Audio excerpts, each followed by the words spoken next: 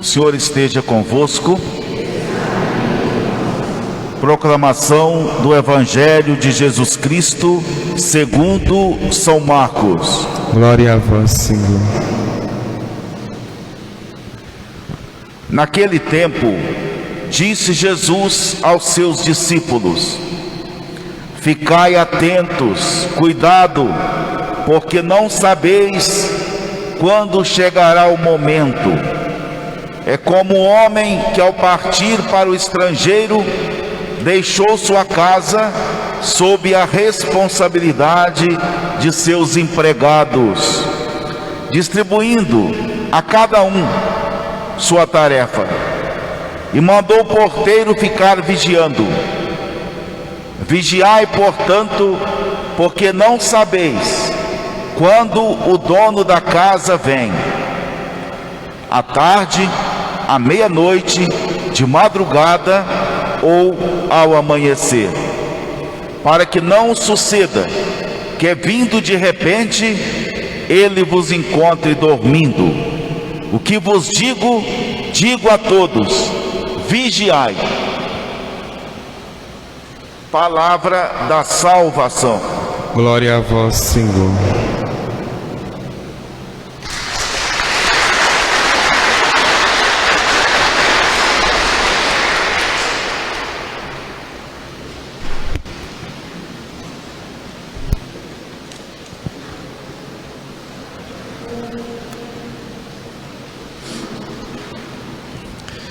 Meus irmãos e irmãs, nós devemos ficar numa vigilância muito profunda e constante.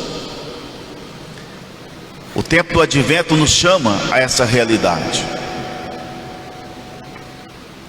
A vigilância não é ficar olhando, esperando alguma coisa acontecer, anunciada, pré-anunciada. Mas a vigilância, ela se dá no dia a dia. Nós temos que ser vigilantes a todo momento para as coisas mais simples da vida. Até para descer aquela escada, a vigilância, ela nos acompanha e deve nos acompanhar. É nossa parceira de caminhada. E aqui na primeira leitura tem um contexto, tem uma reflexão muito interessante que a gente pode fazer, lá da terceira parte do livro de Isaías, no momento em que o povo judeu já tinha saído do cativeiro da Babilônia, depois de ficar 70 anos lá. Esse povo retorna para a sua terra e vai reconstruir Jerusalém. Mas veja, um povo que tinha saído do exílio há tanto tempo, um povo sem mão de obra, sem pobre, com tanta coisa para ser construída, e em meio àqueles escombros, o profeta dá uma mensagem para aquele povo. Essa mensagem está aqui, a parte dela nessa primeira leitura, dizendo ao povo que aquelas pedras, aquela ruína era a própria ruína do povo, porque ali estava o resultado de todo um tempo de incoerência, de confiança apenas nas autoridades humanas, de alianças erradas.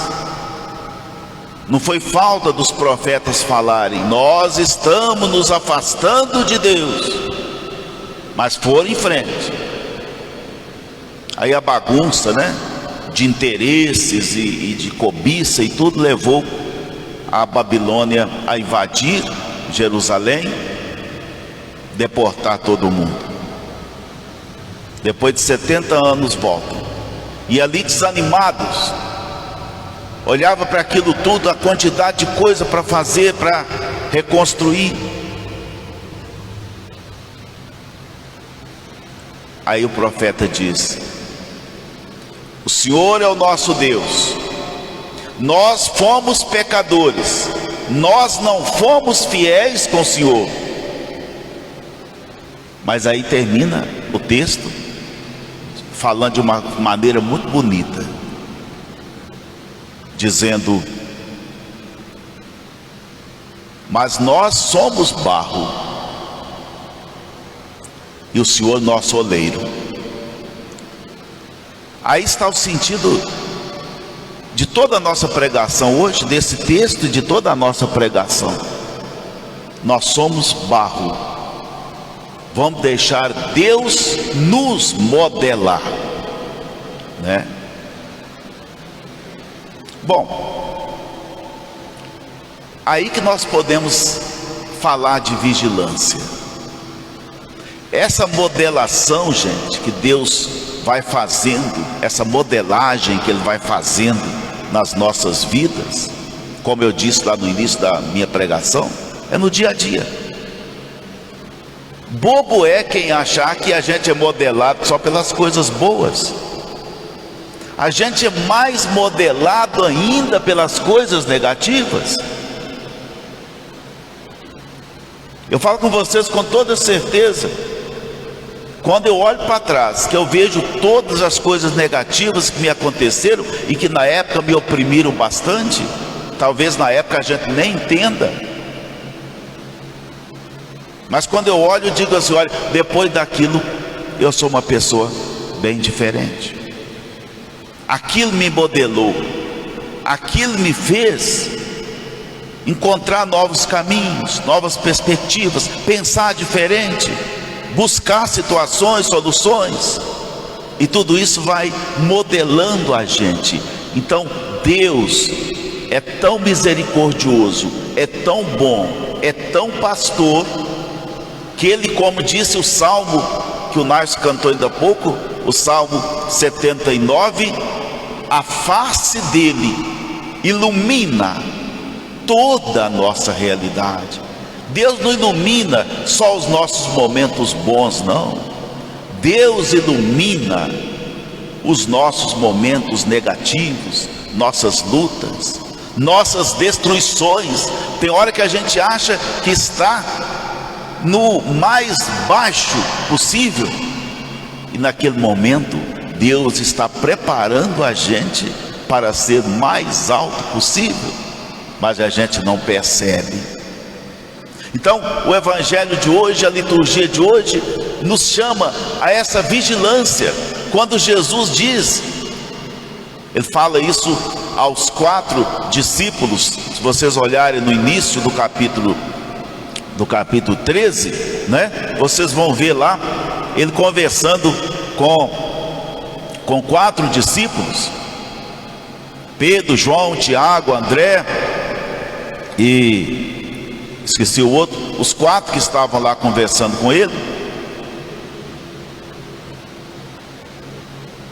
E Jesus então faz essas observações. Na verdade, ao conversar com 4 discípulos, Ele conversa com todos os discipulados dele, daquela época e vindouros, todos. 4 é o número total da terra, simboliza a terra. Então essa palavra também é para nós. Se a gente soubesse quando iria acontecer as coisas, a gente se preparava. E não era nem bom saber também, né? Saber com antecedência, eu prefiro não saber. A gente não sabe o que vai acontecer. As coisas, elas são como alguém esperando. Nós somos sempre isso, como alguém esperando o dono da casa vir. Como a gente não sabe que hora que ele vai voltar, a gente tem que ficar sempre vigilantes. Então a gente não sabe que hora que vão acontecer as coisas negativas na vida da gente. A gente não sabe que hora que vão acontecer as coisas positivas. Ninguém tem que ficar agora nesse final de ano, correr para saber como é que vai ser o ano que vem. Nós temos muita esperança, sobretudo nas vacinas que estão vindo por aí, mas nós não sabemos. A única coisa que nós sabemos é o seguinte, que nós temos fé. A única coisa que nós sabemos é que nós somos barro e que Deus vai nos modelando e nós vamos deixando isso acontecer, permitindo que Deus nos modele. Não ficar assim, porque eu não podia passar por isso, porque eu não... Não. Vamos aceitar a vida, as dificuldades. Não é com o braço cruzado, é usar dessas dificuldades para crescer. E Paulo, escrevendo aos Coríntios, na segunda leitura de hoje, ele fala exatamente aquela comunidade, que era uma cidade muito grande na época. Imagina, uma cidade naquela época com uns 500 mil habitantes, era muita coisa, não é? Pelas proporções de época. Uma cidade marítima, uma cidade de comércio efervescente, uma cidade de muita mistura de gente, mistura de religião, muita coisa negativa transitando para lá e para cá. E Paulo então funda uma comunidade cristã ali em Corinto e faz essa observação que está na segunda leitura de hoje. Paulo dizendo: olha, Deus deu a vocês muitos dons, vamos agradecer a Deus. Era um povo fiel, era um povo de muita perseverança e tudo. E Paulo então diz: continue assim, porque vocês têm Jesus Cristo. Vocês são ricos. Se vocês têm Jesus Cristo, nada disso que está em volta de vocês pode destruir vocês. Vocês têm dons e vocês têm a presença de Jesus, a palavra de Jesus na vida de vocês. A mesma coisa também é para nós. Nós temos muitos dons, nós temos muita coisa boa, nós temos a palavra, o Senhor está conosco. É só a gente dizer: Senhor, eu estou aqui e o Senhor vai me modelando aí, com a pandemia, com tudo que está acontecendo. A gente vai, quem sabe, tem muita gente que já disse assim, eu já vi muita gente falando assim: olha, engraçado, eu fiquei mais humilde agora nessa pandemia. Eu era tão arrogante, agora eu sou mais humilde. Eu estou vendo que não adianta tanta arrogância, né? Nada disso adianta. É preciso que nós nos deixemos modelar. E aí a gente vai crescendo ao encontro do Senhor que vem. A vinda de Jesus, viu, gente?